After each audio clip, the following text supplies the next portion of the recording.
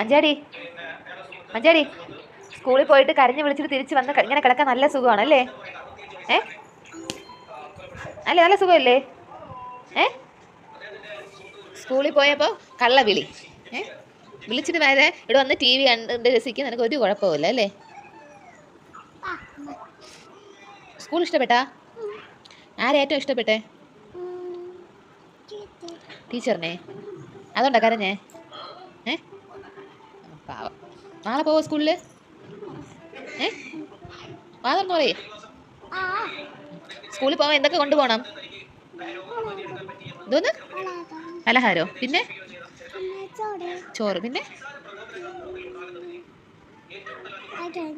അറിഞ്ഞൂടെ? Book കൊണ്ടുപോണ്ടേ? Bag കൊണ്ടുപോണ്ടേ? നിനക്ക് ഏറ്റവും പ്രധാനം പലഹാരം അല്ലേ? ചോറും രണ്ടും മതിയല്ല? ഇടി.